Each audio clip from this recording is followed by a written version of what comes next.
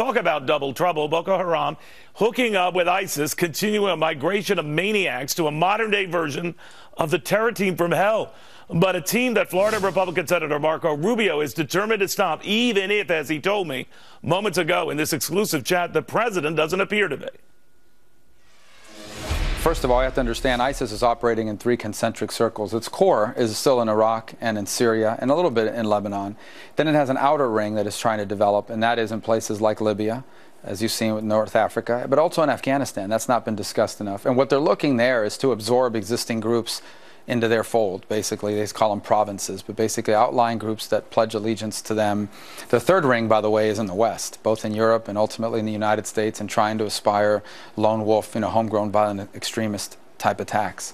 But this is part of that second ring, where they are looking to absorb existing groups. In Afghanistan, they're trying to convince groups to break from the Taliban and Al-Qaeda and move towards them. And then in North Africa, groups like Boko Haram that they absorb. What would you do? If you were president, what would you do? Well, you have to, I think the main thing you have to do is target the inner core, because without the inner core, that second ring is irrelevant. And you can break that second ring apart. And the inner core still is in Syria and in Iraq. And as I've argued, the United States should use its position of leadership to pull together a Sunni army, a Sunni ground force made up of Egyptians and Jordanians and Saudis and other kingdoms to go in on the ground and confront Sunni terrorists. But wouldn't that be some of our boots on the ground, too? Well, we would probably need some special operations forces for logistical support and targeting, and we would need significant U.S. air support for such an effort.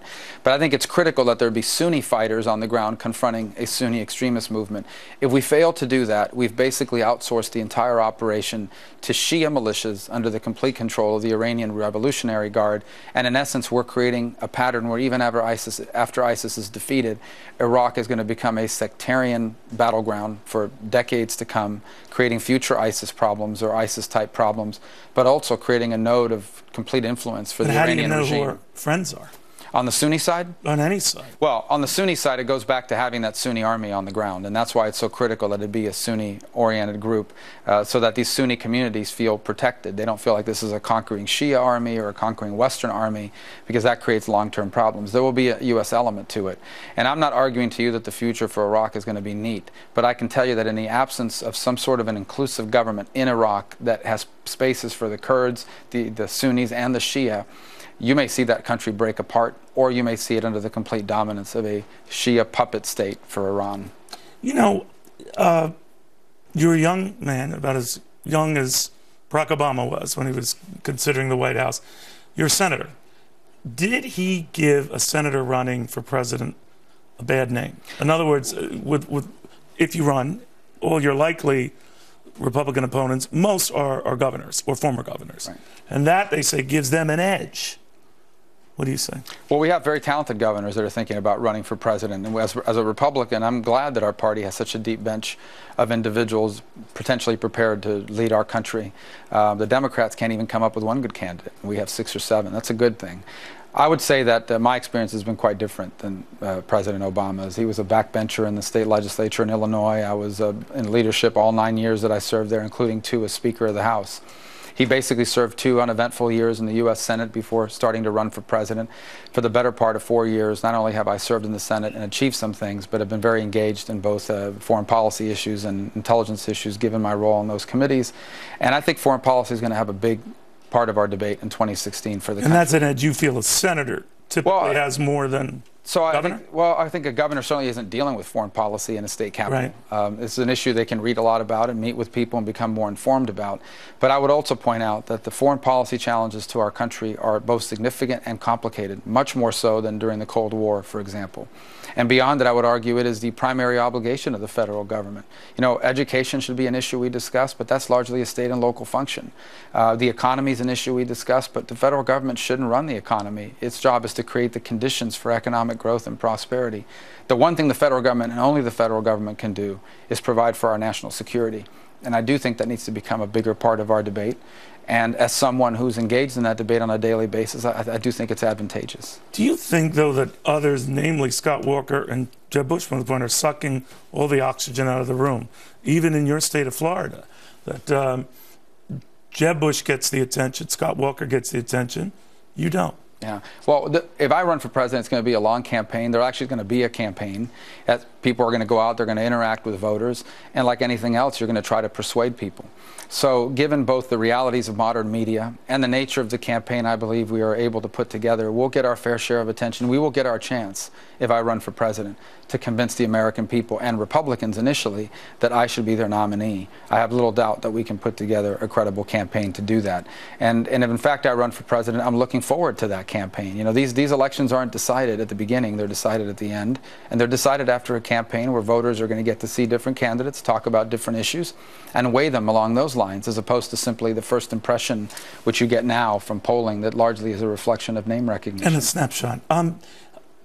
The argument seems to be, I'm a numbers guy here at Fox, Senators, if you'll indulge my nerdiness, that you need $35, $40, $50 million before a campaign gets going, to get going. In other words, before Iowa, the caucuses, right, you would need at least that much. Are you confident you would? Well, I won't run for president if I don't think I can. At the end of the day, no matter how good your ideas are. Having that much money? Well, it's something in that range. I don't know the exact number, but you need to have, there is a threshold that you must meet to be a credible candidate, because it does cost money to communicate your message to voters. I feel confident that we're going to meet that number and exceed it. I do, and I wouldn't run for president if I didn't think we could. And so for me, that decision's been made. I mean, to me, the decision that I have left to make is, where's the best place for me to serve this country that I owe so much to? Is it to continue in the Senate, or is it to run for president? And if I decide that it's to run for president, I'm confident we can put together the kind of credible campaign that will allow us to win. With almost any one of those other guys, save Jeb Bush, you'd be a perfect running mate. Well, I don't think you can run to be a running mate. And if I run for president, it's because I want to serve as president. And that will be my goal, obviously. But the party has failed miserably at attracting Hispanic voters, Latino voters, more to the point. And here you are. How do you reach out to a party that has failed miserably at addressing this core constituency? Well, I wouldn't say that the Republican Party has failed to attract Hispanic voters because they're Hispanic. We fail to attract them because they are predominantly working class voters who feel like the Republican Party doesn't care about people like them or understand people like them. It's unfair. It's not true, but that's the perception that's been driven by the left. Well, do you think that their party's immigration stand, where like, we'll deport you all back? Yeah, look, it's a factor. I wouldn't say it's a determinative factor. It's a factor, but ultimately that goes back to our national security issues. Our immigration policies in this country should not be built on politics. They should be built on what's good for America. But I do think that the bigger issue is that you have millions of Americans who are struggling and have been convinced by both mass media and the Democrats on the left that the Republican Party doesn't understand or care about people like them, that we're only here to fight on behalf of the people who are trying to make it. And we need to do a better job of explaining not only is that not true, but the direct opposite is true. Big government helps the politically connected. Big government helps the people who can afford to hire accountants to do their taxes or lobbyists to find loopholes. It's the people who are trying to make it. The person whose job will never be created because of big regulations, the entrepreneur trying to start a business out of the spare bedroom of their home, they're the ones that can't deal with big government. But nevertheless, when you were in New Hampshire recently, Senator, I think you were asked a question about would you be open to deportation for, I think the question is said, the 12 or 14 million illegals who are here, and you stood your ground and said no.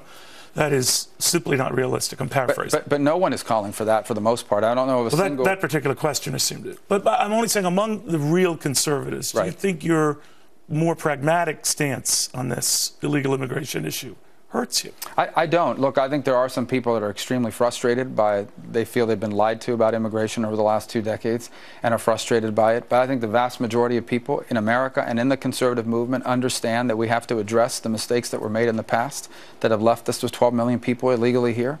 But they're not prepared to have that conversation until first they see, not that they're told, that they see that immigration laws are going to be enforced.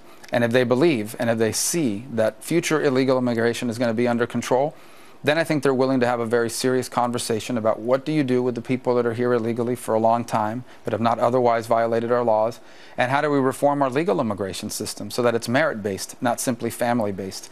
But I've learned over the last year that you're not going to be able to have that conversation until you first show people, not tell people, show people that illegal immigration in the future will be under control.